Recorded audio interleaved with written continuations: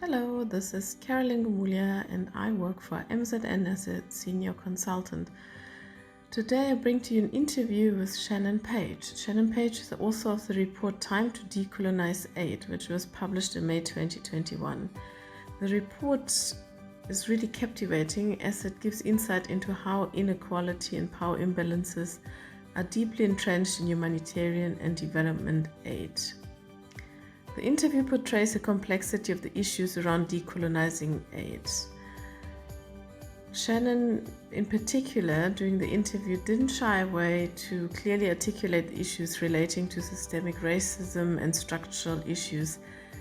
But besides a kind of theoretical debate, in the interview, she actually offers quite a number of very practical ideas and suggestions for organizations on how to start the journey of addressing systemic racism and decoloniality.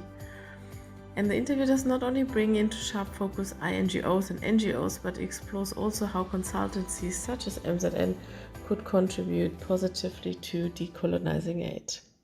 So let's get right into it. Tell me a bit about yourself and how you got involved in the topic of decolonizing aid.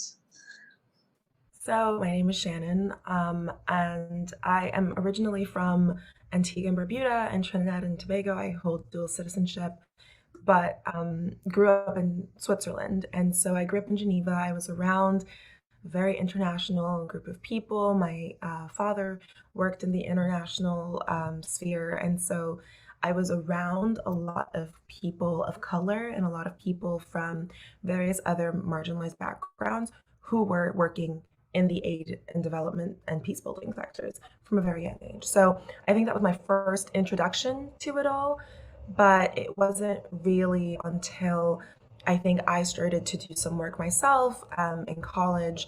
I worked in Kenya, I worked in Jordan, I worked in India with refugee populations and specifically migrant populations more broadly, sometimes refugees, but also, economic migrants, and many of them were sex workers, domestic workers, and just encountering the limitations of the wider sector to actually cope or really integrate these people into any sort of policy that was happening. And so time and again, we found our efforts were being curtailed by, you know, laws and restrictions that were really removed from the lived experiences and needs of the people that I was directly around. So that brought me to DC.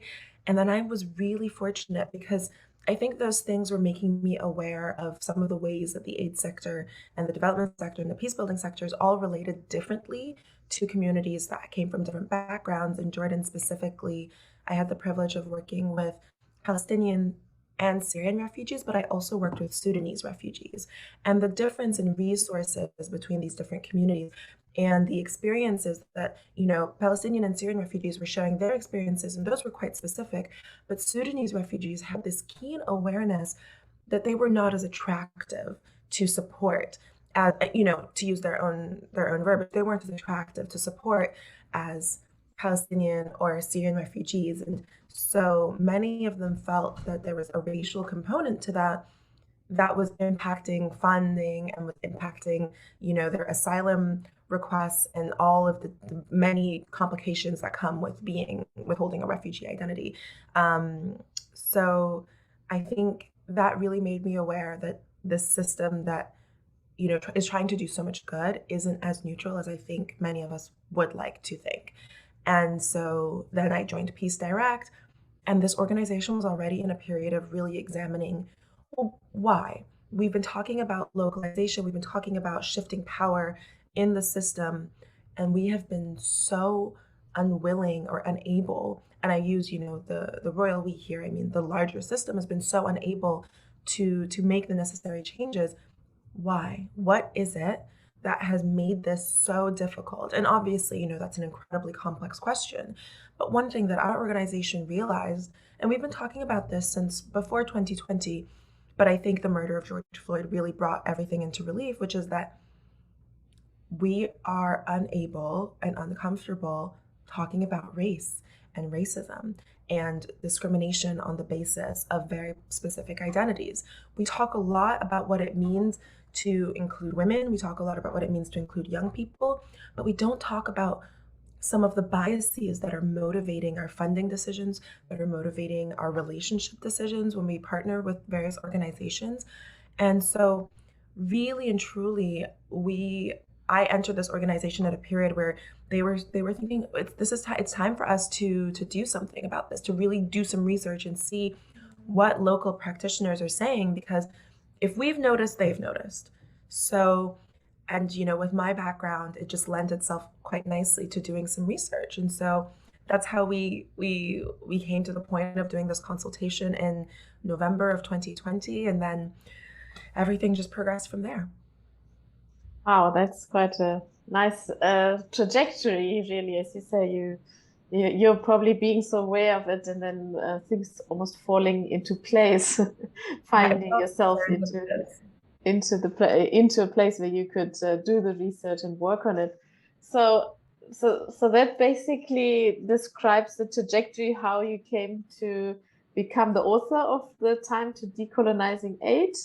Um, as it is a very fascinating report, could you tell us a bit more about the process, how you then got started, and yeah, I guess it's starting from scratch with that.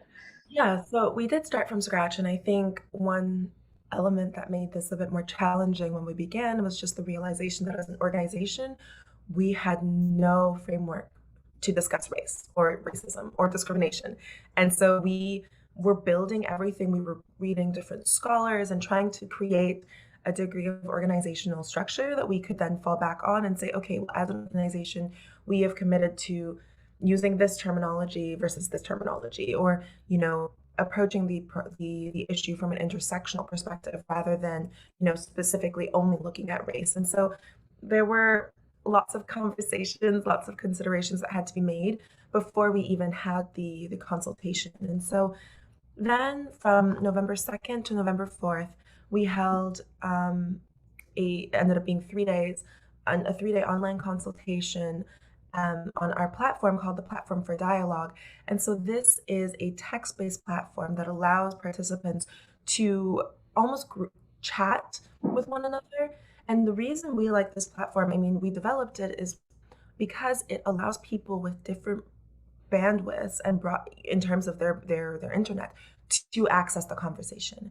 And so often with Zoom, if you don't have the most stable internet, or it requires a huge amount of bandwidth, and that's just not something that's accessible. So thinking about these things with the text-based conversation as well, people can be in different time zones and can reply to one another at various points, which is always really, really useful, because then that allows us to really make sure that these are global conversations, and we can have somebody in India and somebody in Colombia like speaking to one another, maybe not in real time based on their time differences, but really having a rich conversation. And so it was 3 days. We had approximately 160 participants from all around the world. And so we had participants who self-identified as activists, participants who self-identified as practitioners, as peace builders, as policymakers, academics. We really tried to have a diverse group of people, but we really always wanted to emphasize people who were working in their own context. And so that was something that really, really we found significant when doing this research, just to make sure that we weren't inadvertently centering Western perspectives once more. Instead, we were trying to see how can we make sure that this is responsive and we are getting the people who are most affected by some of these structures of inequality that we're addressing. So then we held that consultation, and we also supplemented some of the text-based conversations with Zoom calls. And so we really wanted to provide people with an opportunity to speak in their own language in real time, and to really get into some of the regional specificities of these global dynamics. And so we held 4 Zoom calls, one in English to serve Asia, the Asian region, simply because the language diversity is too complex for us to pick a singular language, unfortunately. So also we held one in Spanish for Latin America. We held one in French for parts of Europe and parts of Africa, so Francophone Europe and Francophone Africa. And we held one in Arabic as well for the Middle East and North Africa region. So that was our attempt to really try and get into some of the granularity of these issues. And we really didn't know how to capture some of those conversations in a way that felt respectful as of people's anonymity and confidentiality, simply because it is such a sensitive topic, and people really were, and throughout the consultation, the text-based portion as well, were sharing such intimate and vulnerable stories of having been discriminated against, and we didn't feel that it was appropriate. It felt a bit extractive to pull those emotional stories and then to capture them in a report that the reader then would have no ability to respond emotionally. It would be like a passive absorption of other people's experiences, and we didn't really want to recreate those dynamics. So it was really useful. I think it added a richness to the conversations, but we used those conversations more so as frameworks for the report to help guide us and to help guide some of our own research rather than to pull out specific quotes.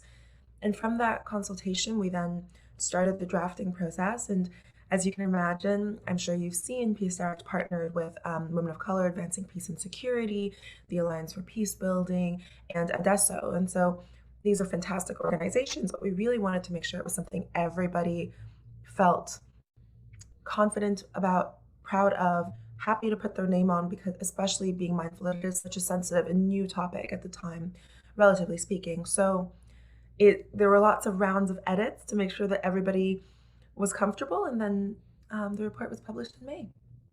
Wow, fascinating. When I just read the process, I thought that's a lot one can already learn from, how to design inclusive processes, because I think we often think about it and maybe we try to bring some different speakers in, but just the whole process, I thought was very fascinating to be inclusive. So I would say well done to that, as probably setting an example, hopefully for others. So having done all this work on decolonizing aid, how would you define the term now that you've written the report and brought it all together? I would define decolonizing aid as identifying and addressing the matrices of power that are resulting from colonialism and larger global power inequities, and starting to shift them. And so I think that is a definition that captures the spectrum of what it means to decolonize aid. And so it's everything from funding to rethinking our, the modalities that we use when it comes to developing a program, to reconsidering what it means to actually even do research. Is that should research occur via reports? What does it mean to consider Indigenous knowledge? And so just really addressing the matrices of power and recognizing that structural racism is a factor and is frankly the foundation of the modern aid system. If we look at our history, it just simply is. And so how can we recognize that and then begin to unpick some of the thought processes that are holding us back and begin to shift power in the necessary ways for the system to be most effective, most sustainable, and most equal? Thank you. And kind of definition of it, but what stood out for you when you listened to all the experience and ideas from the voices from around the world? And having read the report, and you shared also just now in the Zoom call, some of it was very personal. People opened up, very vulnerable. But how did it make you feel, and what stood out? What really came out as kind of a key message from all of this for you? I would say, I think one thing that really struck me was the cognitive disconnect or dissonance between what the aid sector is and purports itself to be and wants to be. And I genuinely believe that people enter this system because they want to make the world a bit better. They want, their fellow humans to live in dignity and to live in a world without violence and all of these necessary things, or ideals that we're striving towards. And so the disconnect between that, which I think are our core beliefs as a sector, and then the lived experiences of people. I think people talked about being aware that they are perceived as less intelligent, less capable, fundamentally inferior. And seeing just how obviously, once you have it laid out, just how obviously a lot of our own frameworks within the sector are directly replicating or drawing from colonial beliefs. And I think personally, this is very much, my own awareness. I was thinking a lot about Rudyard Kipling's The White Man's Burden, and this notion that, there was something fundamentally intrinsic to the British man, and I will use man because that's who he meant, um, that gave them the divine duty to educate the savage. And then while we don't use terminology such as educate or savage, we do say things as like capacity build. We do say, well, we do behave as though there's something fundamental about those from the global north or who have had a particular education that makes them, we wouldn't necessarily say divine, but we would say perhaps ethically required, ethically bound to educate, to draw in communities into, what we deem to be a standard that is acceptable. And it just watching those two, a lot of the parallels between the rhetoric that we use very comfortably nowadays and the rhetoric that, this incredibly racist man was using during the colonial era, really, I think, forced me to confront some of the ways that even the most well-intentioned person entering the system, unless you have grappled with your own biases and the biases that the system is built upon, you are inadvertently, or for some people more inadvertently, perpetuating these dynamics and these belief systems. So I'd say that was the most difficult thing to sit with. So at MzN, we work mainly with NGOs and INGOs, and we find that many of our clients grapple with the concept of decolonizing aid, or also, kind of maybe if they haven't gotten to that topic yet, at least starting with the localization agenda, going into that. But they struggle to translate it into reality. So, making it real, putting actions to their thoughts. What do you think are good starting points for any organization that wants to address the issues relating to decolonizing aid? Okay, I'm going to take your question and then expand a little bit. So I think the crucial starting point is acknowledging structural racism in the system. I think without that acknowledgement, we will continue to delude ourselves into thinking that it's not racism that we don't believe that communities from the Caribbean are fundamentally unable to manage finances. There's nothing racist about that. That's just their culture. I think we fall upon a lot of different terms to, obfuscate our own biases. And so we really can't afford to do that anymore. We just have to state there is structural racism. Aid emerged out of colonialism, and while that isn't what it's attempting to do nowadays, there are remnants of it that we need to address. That is step one. Now, while I think that is, the most essential step, I would also say it's the most foundational. And I think that's not really the one that I have seen NGOs or INGOs get stuck on. The ones that I have seen is the next step, which is great, we've acknowledged it. Okay, well, what can we do? Because we're bound, to the priorities of our boards, of our funders, and so yes, we have these relationships with partners and we want to be more responsive or more accountable to our partners, but we can't do that without funding. And so we're stuck. We know there's only so much we can do. It's really on funders, be they multilaterals, be they private, be they, governments, whatever. It's really on the funding side that changes can be made. And only then can we actually begin to dismantle some of those inequities. And I think that is a really convenient way for NGOs, INGOs, especially smaller ones like Peace Direct, to say, it's out of my hands. I'm doing my very best, but it's out of my hands. It lies with those above me. And I think we keep passing the buck. We've seen it with the localization agenda. We keep passing the buck upwards and saying, well, actually, I don't hold enough power. The truth is, we all hold power within this system. And especially if you work for an NGO, and especially if you work for an INGO, you hold a degree of legitimacy. And so you can begin within your own team saying, hey, you know what we're not going to do? Let's find another word for beneficiaries, because we've seen time and again that local communities don't respond to that word. It makes them feel that we don't view them as agentic beings. Great. That's an easy shift.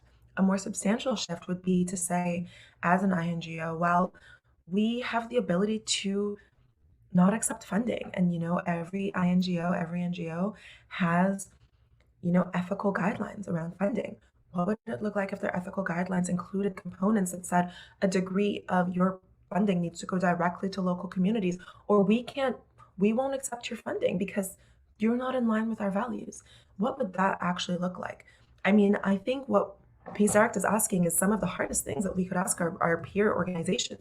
We are asking people to make themselves unpopular, to be difficult, to say, hey, actually, no, we're not going to continue ratifying the status quo simply because that is easiest for us and we're afraid. I think a lot of organizations are afraid, but that if organizations mean it when they say that they want to decolonize this system, one, truthfully, we are likely going to have fewer IGOs, because if we are going to put more trust into local populations, there won't be a need for as many intermediaries, or our function will look vastly different.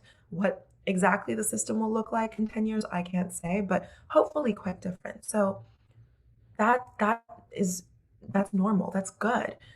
We need to lean into that and see, okay, well then how can we be a part of building that world in a way that we can then look back on our behaviors, in 10 years and say, yep, we were right there. We were holding our funders accountable. We were checking in with our partners and seeing what local communities actually want and deferring to them when appropriate. So yeah, so I took your question and I went with it a little bit further, because I think step one is not the final step, and I think people get stuck on it. Yeah, thank you. No, I fully agree, and thanks for actually taking the question further. I think I also know lots of organizations who get stuck on the first one, but yes. To struggle already with that one, let's put it that way. But I agree, once they step further, and interestingly, in the seminar yesterday, there were actually people that were not trying to pass a buck. They were honestly asking, how do we get our leadership to listen to us? So that was at least I thought a nice battle or thought, to not pass on the buck, but say we want them in a room. We want them to not become defensive. We want, them to listen. So I think that's encouraging. I would say, I know this isn't a formal question, but just thinking about leadership, it's a hard one. I'm incredibly fortunate. Peace Direct, we are incredibly fortunate. We have a degree of support, from our CEO to our board, that I would say is arguably unparalleled across the system. There is such a determination for us to take on the issue of decolonizing the system and ourselves. And so definitely speaking from a position of privilege, in that I never had to convince our CEO or our board that this mattered. I think, it's very, we know that localization works. We know that when we are able to trust local communities, things are more sustainable, more effective, all of the things. Racism in the system is inhibiting that localization. And so what I have found to be most convincing and compelling when speaking with funders who are hesitant to engage in this is talking about, yeah, okay, well, if you want to be most successful, if you want funds to go as far as possible, then we know that this is one way to do so. This is the key way to do so, is to turn to local populations. So then what are the inhibiting factors, and how can we break those down so that we can actually get to the most sustainable, most effective version of everything that we're doing? Now, of course, there are many fears around compliance and I think a lot of people talk about risk when it comes to funding directly. And those, I think, very quickly veer us back into some of the preconceived notions that we have about communities being more prone to being corrupt per se than communities in the global north, or more prone to mismanagement than communities in the global north, which there's no evidence per se of that. So that then veers very quickly back into some preconceived notions about local communities, especially communities. So, I mean, having spoken a little bit about what organizations can do, but I mean, you started also off by saying it is a systemic issue. It is, it's almost a system that is so difficult to tackle. So, yes, it starts on the organizational level and we all hold the power. But how do you think, or what could be done to actually address a systemic issue, like, kind of rattling the system, changing the system, dismantling the system? How do you think that could happen? I think when we look at systemic issues and we get overwhelmed and we think, oh my goodness, there's no way for us to tackle this, especially, thinking about structural racism in the aid system, we're talking decades of reinforcing of certain biases and certain norms and so on. And I think because of that, any sort of large scale implementation approach is not going to work. I think what actually has to happen is we need to get as small as possible. And so that is going to look like every person who enters the system making a commitment to themselves, and then to their team, and then to their organization, and then to any other organizations that they work with, any funders, any partners. But it really starts at the individual level. Because if I am saying, actually, no, I actually can't work for an organization that does X, Y, and Z, and everyone around me is also saying, actually, no, we can't work for those organizations, that's going to stop being a way that we function. I think increasingly people are critical of in-country offices and really examining to what degree they are or are not perpetuating certain colonial dynamics and norms. And I think they are. And I think, often the assumption that we need to bring in a Westerner to lead those offices is especially troublesome, looking at ways that we've seen things like that in history. So, it's really concerning. And I think what would it look like if people started saying, actually, why do we have that? Because that's a question you can raise in your own organization. You can't necessarily raise it within the system. There's no authority to go to. But there is a way for all of our organizations to actually say, for individuals within those organizations to say, why do we insist on overlooking the inherent capacities of local communities? Why are we unable to recognize this behavior, this knowledge, this approach as a skill that is useful? And if we raise those again, then from everything from research to funding is going to have to say, actually, no, we recognize the inherent abilities of all communities are going to look very different.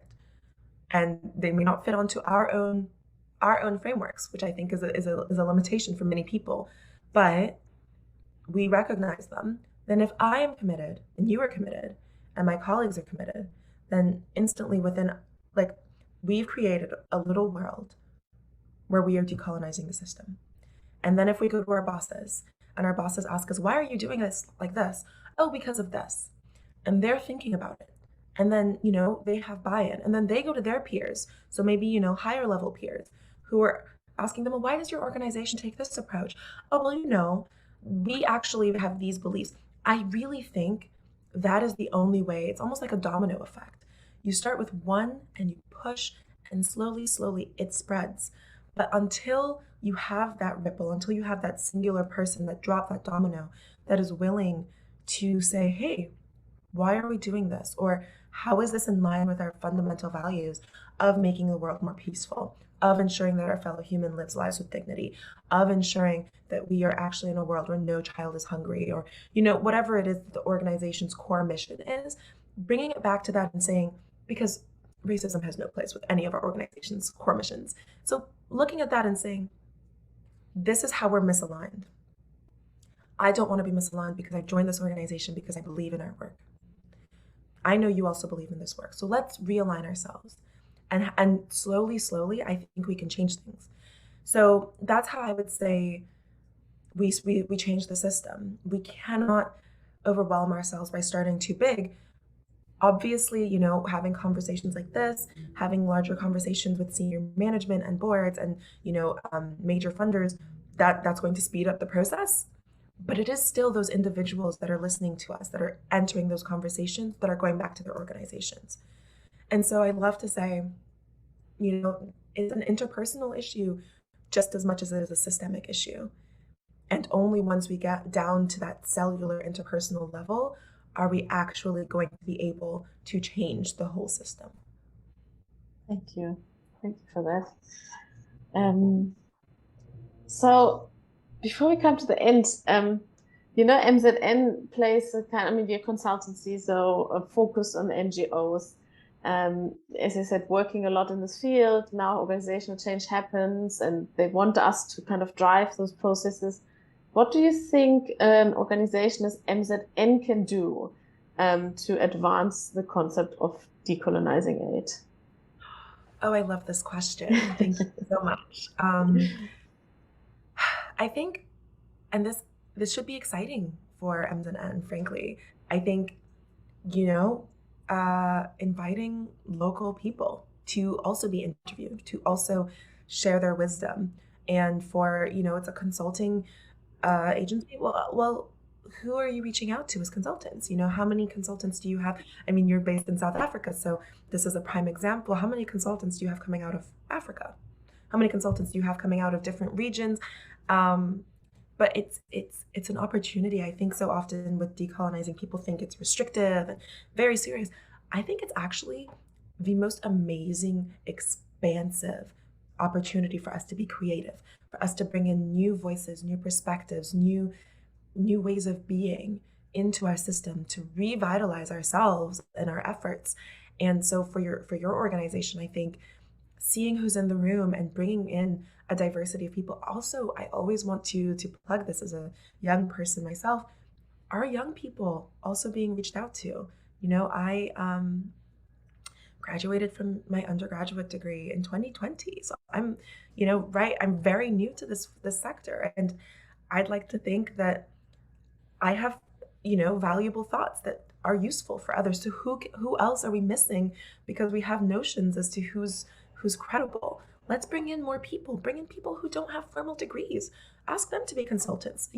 There are many ways that you can model this decolonizing and bring that into your own organization. And then, of course, all the organizations that you work with, all the NGOs and NGOs, by virtue of it being a consultancy agency, then they'll be interacting with new people. They'll be interacting with new thoughts, new ways of being.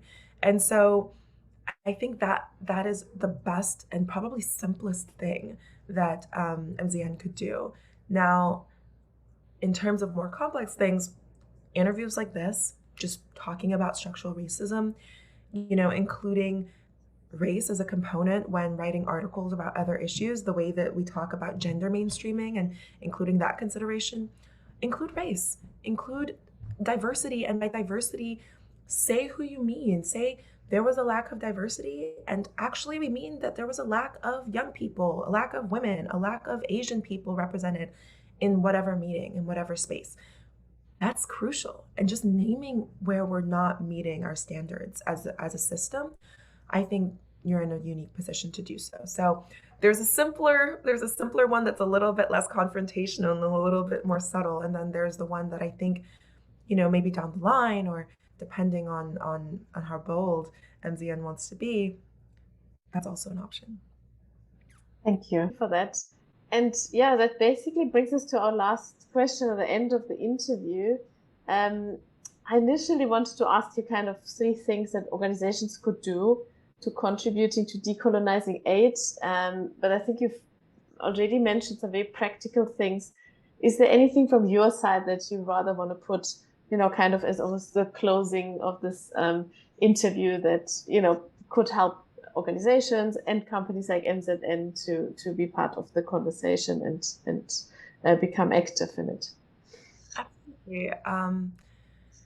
I think, and this is, I think this is where people are reluctant to enter this conversation and this issue, is because people are afraid, afraid of being critiqued by their peers, of being uh, deemed radical, and then also inversely, I think people are afraid of getting it wrong.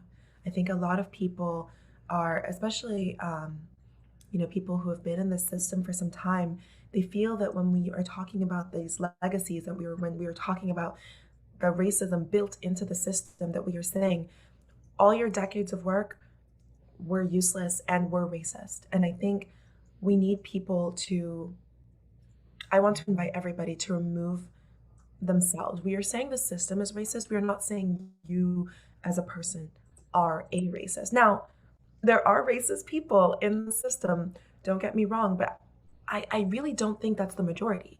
But everyone in the system, myself included, we are perpetuating structural racism. So, how to navigate that difference? I invite people to separate the two and to think, okay, I'm scared that I will be canceled, that I will be judged. And in order for that not to happen, I think we need an openness. So, I think you and I have had a really open conversation here. And I think, I've gotten things wrong. Absolutely. I'm human. I have gotten things wrong. And people have shared that with me. People have messaged me on LinkedIn, or, I've had my supervisor say, hey, something you said. And of course, it's only human that my initial reaction is embarrassment and defensiveness, and I tense. And I immediately want to say, well, actually, you don't know who I am or the way I think, or sure, they don't know the way I think. But also, if things were perceived a certain way, if things didn't have the desired in landing the way that I intended them to, then I didn't do something right. And that's an invitation. People letting me know that I didn't do something right, or letting me know that I was not living up to my values the way that I might want to, or that, something I'm doing is actually rooted in a particular biased belief. All of those things are invitations to be better. Because I don't know about you, but generally speaking, if I have given up on somebody, I won't bother saying anything. And so I think what we need, especially from those of us based in the global north, is rather than rather than saying, don't get defensive. I don't think that's fair. People will get defensive. But I invite people to move beyond that defensiveness, to take a breath and allow that feeling to pass and to get to the next stage, which is to say thank you. It's such a gracious act to be critiqued. And so, how can we view that criticism as an invitation and really say, when our local partners are saying, actually, we feel like you have not served us, it's going to hurt. And yes, it's going to maybe mean that some of our work and our efforts were not as successful as we wanted them to be. But if we want to improve, we have to get over that initial defensiveness and land in the graciousness of that invitation. And that requires humility. So I think it's both silly and also incredibly poignant, at least in my opinion, to invite people to take a breath before responding, and to recognize that we are not systems, we are people, but we do perpetuate systems. And so we both have a responsibility, and we are also not necessarily to blame.